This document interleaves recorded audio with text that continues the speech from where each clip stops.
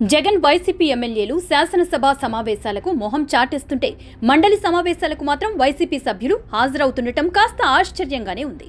శాసనసభలో తమ మాట చెల్లదు నెగ్గదు కనుక తమకు ప్రధాన ప్రతిపక్ష హోదా ఇస్తే తప్ప సమావేశాలకు రామని తెగేసి చెప్తున్నప్పుడు మండలిలో కూడా వైసీపీకి అదే పరిస్థితి నెలకొన్నప్పటికీ హాజరవుతున్నారు కదా. ఇలాంటి విషయంలో కూడా వైసీపీ ద్వంద్వ వైఖరి బయట పెట్టుకుంటోంది. రాజకీయాల్లో ప్రభుత్వ వ్యవహారాలలో చాలా అనుభవం ఉన్న వైసీపీ ఎమ్మెల్సీ బొత్స సత్యనారాయణ విశాఖ మంత్రి నారా లోకేష్ ని మండలిలో ఇరుకున పెట్టకపోతే పూర్తి వివరాలు గణాంకాలతో సహా ఆయన చెప్పిన జవాబులకు నోరెత్తలేకపోయారు. వైసీపీ హయాంలో పాఠశాలలు మొదలు యూనివర్సిటీల వరకు విద్యా వ్యవస్థలను ఏ విధంగా భ్రష్టు పట్టించిందో నారా లోకేష్ వివరించి వాటిని చక్కబెట్టుకోవడానికి తాను తమ ప్రభుత్వం ఏ విధంగా కృషి చేస్తున్నాయో వివరించారు. ఉపాధ్యాయులను వేధించటం మొదలు యూనివర్సిటీల్లో వైసీపీ బంధుమిత్రులకు వైస్ ఛాన్సలర్ పదవులు కట్టబెట్టడం వరకు ప్రతి అంశంపై మంత్రి నారా లోకేష్ వివరించి వైసీపీ సభ్యుల నోళ్లు మూతపడేలా చేశారు. ఎన్డీఏ రాజకీయాల గురించి ప్రస్తావించి నారా లోకేష్ ని కట్టడి చేయవచ్చని వైసీపీ సభ్యులు భావిస్తే ఆ అంశంపై కూడా తనదైన శైలిలో జవాబు చెప్పారు.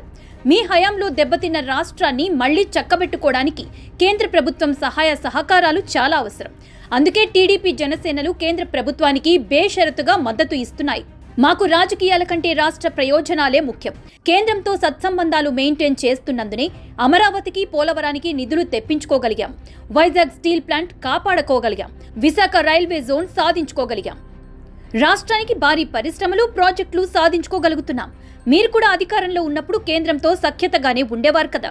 కానీ 5 ఏళ్లలో రాష్ట్రానికి ఒక్క ప్రాజెక్ట్ అయినా సాధించగలిగారా? మీరు 5 ఏళ్లలో సాధించలేకపోయిన అనేక పనులను మేము కేవలం 8 నెలల్లోనే సాధించుకున్నాం కదా అంటూ మంత్రి నారా లోకేష్ ఘాటుగా జవాబు చెప్పారు.